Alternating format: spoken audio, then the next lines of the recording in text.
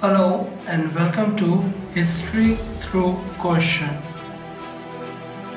Today's topic is GIC lecture last year's question paper. Okay, continuation है ये last topic का. ठीक है, 1 to 10 हमने क्वेश्चन कर लिए थे, इसके आगे करेंगे. So there was an officer named रूपदर्शक in the modern administration. तो अब ये है क्या? Simply आपको बताना है कि what exactly कि एग्जामिनर ऑफ द कॉइन है, examiner of silver and other matters है, थिएटर मैनेजर है और इंचार्ज ऑफ द कोटेशंस. तो रूपदर्शक जो है that is the examiner of the coins है. नाउ जो पाणिनि थे, सबसे पहले पाणिनि ने यूज किया था टर्म रूपा, और ये जो रूपा टर्म है और एक्सप्लेन किया था फॉर्मेशन ऑफ रुपया, और उसको कंसीडर किया था कि वो काफी एक ब्यूटीफुल और एक स्टैम्प्ड आहता है. लेटर सेंस में इसको अप्लाई किया गया कॉइन में. ऑन दी अदर हैंड अर्थशास्त्र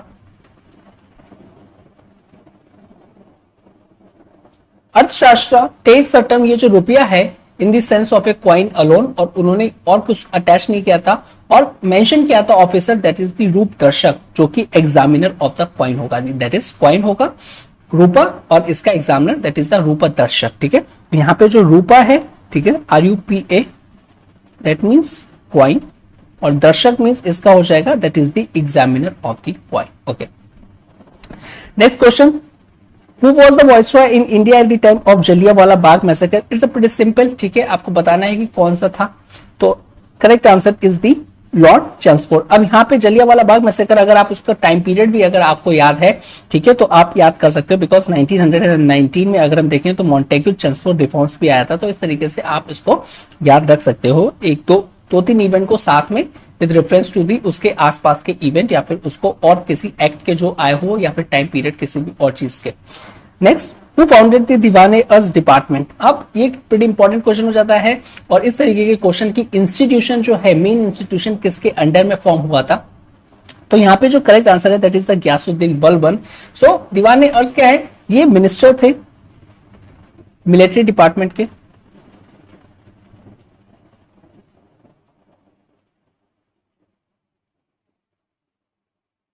okay, so Diwan e Arz military department किसने स्टार्ट किया था? This is the Ghiyasuddin Balban. अब ये जो दीवान-ए-अर्ज डिपार्टमेंट है, इसका ऑब्जेक्टिव क्या था, काम क्या था, कि ये लुक आफ्टर करेगा military organisations of the Delhi सल्तनत, मिलिट्री डिपार्टमेंट्स या फिर ऑर्गेनाइजेशंस. अब इसको हेड कौन करेगा? इसको दीवान-ए-अर्ज है तो अरीज मामलिक,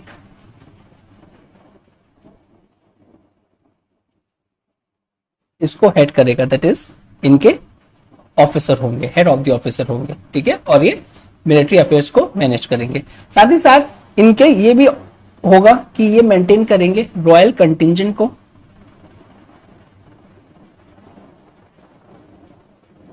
ठीक है, रिक्रूट करेंगे सोल्जर्स को,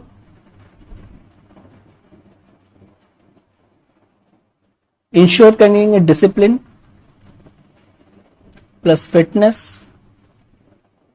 टू द आर्मी, इंस्पेक्ट करेंगे ट्रूप को,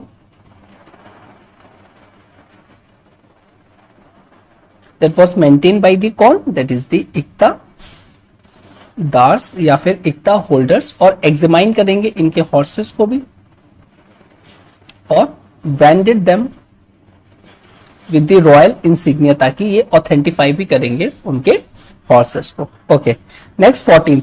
during whose reign Shaikh Abdul Haq Muhaddith Dehlavi was a prominent religious leader? अभी आपको बताना है. ठीक है, अभी कुछ इंपॉर्टेंट फैक्चुअल इंफॉर्मेशन हो जाती है जो कि एग्जैक्टली अगर आपको याद है तभी आप इस क्वेश्चन को कर पाएंगे.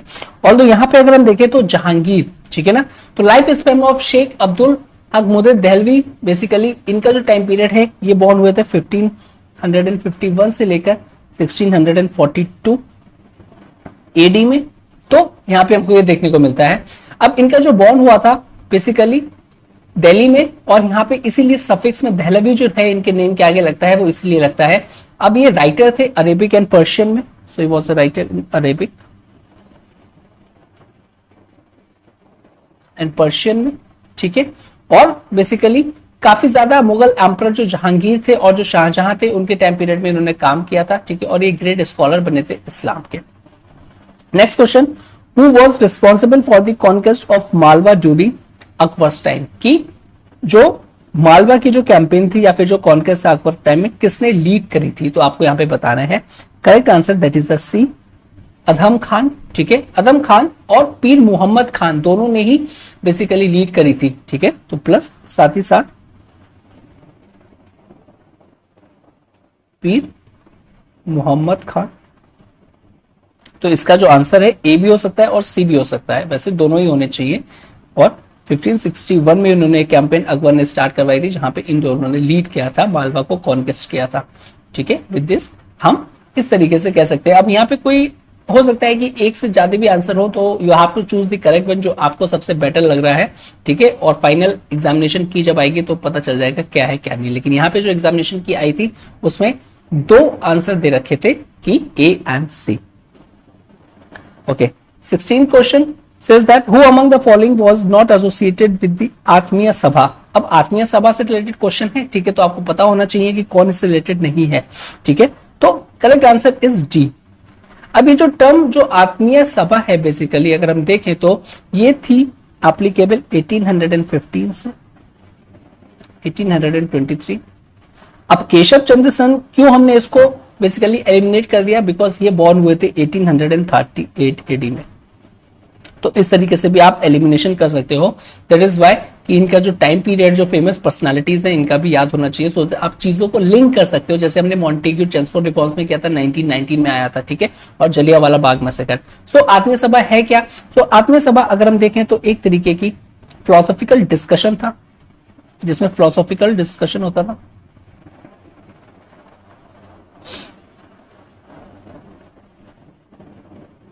फिलोसॉफिकल डिस्कशन सर्किल था एक तरीके का।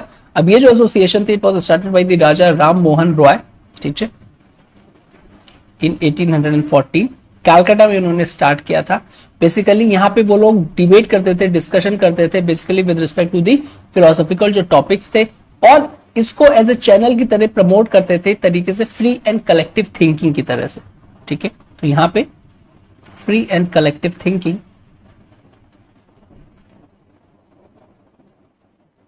इसको यूज करते थे। ठीक है, और जो भी सोशल रिफॉर्म्स आते थे या फिर सोसाइटल इवेंट्स थे उनके बारे में बात करते थे कि ऐसा होना चाहिए या नहीं होना चाहिए। ऑन द अदर हैंड जो फाउंडेशन है ऑफ आत्मीय सभा इन 1814 इज कंसिडर्ड बिगनिंग मानी जाती है मॉडर्न एज की इन कैलकाटा। ठीक है, तो आत्मीय सभा इससे भी रिलेटेड है। तो Atmiya Sabha considered as a beginning of modern as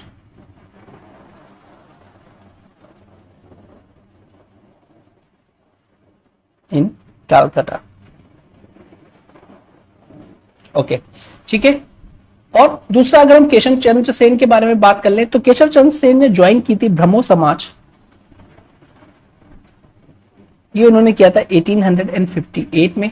ठीक है, अब ब्रह्मो समाज में हमको फर्स्ट स्प्लिट देखने को मिलता है इन द ईयर 1867 में। और ब्रह्मो समाज ऑफ इंडिया, देखो ब्रह्मो समाज एज सच एक ऑर्गेनाइजेशन थी। ठीक है, उन्होंने ज्वाइन किया था। उसके बाद ब्रह्मो समाज ऑफ इंडिया जो था फैक्शन हुई, दो में डिवाइड हो गई, स्प्लिट हो गया। It was led by Keshav Chandra Sen. On the other hand आदि ब्रह्मो समाज, आदि ब्रह्मो समाज it was led by Devendra Nath Tagore. Devendra Nath Tagore. Okay, next question 17। Who has referred to currency fraudsters in his book? Pretty simple, कौन है? That is the Kautilya. उन्होंने सब चीजों के बारे में डिटेल में लिखा है। कौटिल्य ने मेंशन किया था अर्थशास्त्र में कि सीवियर पनिशमेंट दिया जाना चाहिए जो भी करेंसी फ्रॉडस्टर थे, जो करेंसी के साथ छेड़छाड़ करते हैं। ठीक है, अर्थशास्त्र क्या है? एक एंशियंट इंडियन संस्कृत ट्रीटीज है। किस पे लिखी गई है? ऑन द स्टेट क्राफ्ट पे। मीन्स उसका सब्जेक्ट मैटर क्या है। ठीक है, साथ ही साथ इकोनॉमी से भी रिलेट करती है और वो मिलिट्री स्ट्रेटेजी से भी रिलेट करती है। ठीक है, ठीक है। और कौटिल्य कौन थे? उनको आइडेंटिफाई किया गया है विष्णुगुप्ता एंड चाणक्य, और ट्रेडिशनली क्रिएट किया जाता है उनको और सिंपली एसोसिएट किया जाता है कि ऑथर ऑफ ए टेक्स्ट है। Later basically there was a scholar Takshashila, teacher and guardian of the emperor Chandragupta Maurya. तो ये कुछ फैक्चुअल इंफॉर्मेशन थी अगर कोई क्वेश्चन आता है इस तरीके का और लास्ट ईयर के क्वेश्चंस आप करते हो, सिंपली इसी के नहीं किसी के भी करते हो, सच एज यूपीएससी के करते हो, यूपीपीसीएससी के करते हो, या फिर किसी के भी आप करते हो, तो जो क्वेश्चन आ चुका है उसकी जो प्रोबेबिलिटी बहुत ही कम हो जाती है, लेकिन उसके आसपास की जो इन्फॉर्मेशन है सच एज कौटिल्य, ठीक है, अर्थशास्त्र से रिलेटेड हो गई, या फिर एग्जैक्टली कौटिल्य कौन थे, या फिर कौटिल्य से रिलेटेड जो उनसे पर्सनैलिटीज थी वो कौन कौन सी थी, या फिर कौन उनके बड़े कुछ एक्सेप्शनल एक्टिविटीज थी, या फिर कुछ एक्सेप्शनल वर्क थे उनके, तो वो आप प्लीज उसको गो थ्रू करिएगा। 18, next is the 18. Which of the following is a famous prehistoric site for rock painting? The correct answer is Bhimbetka. Bhimbetka जो है it was located in Madhya Pradesh, ठीक है, द रायसेन डिस्ट्रिक्ट, और भोपाल के पास में है ये। अब भिम्बेटका अगर हम देखें तो रॉक शेल्टर्स जो है वो बेसिकली एक तरीके की आर्कियोलॉजिकल साइट है,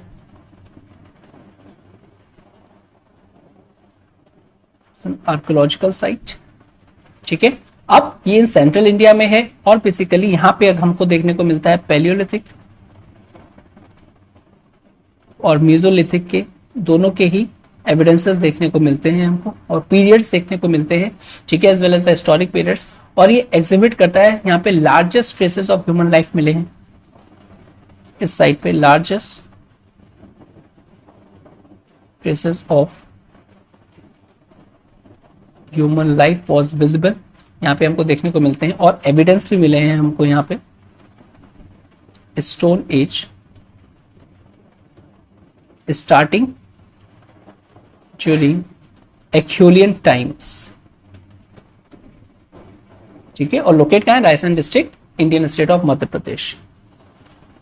okay, next question, in which of the following cities of Harappan civilisation rough stone was used with the raw bricks masonry work, ठीक है। तो यहाँ पे कुछ क्वेश्चन जो है, आपको अगर डाउट है तो प्लीज आप हिंदी का क्वेश्चन चेक कर लो, ठीक है, तो आपको एक पता चल जाएगा किस तरीके से ये पूछा गया, अगर आपको इंग्लिश क्वेश्चन में डाउट है।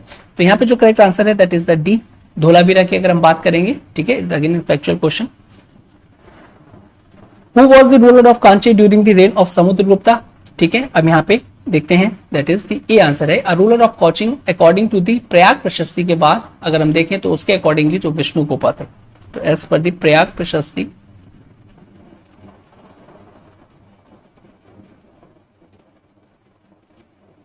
वो थे विष्णुगुप्ता।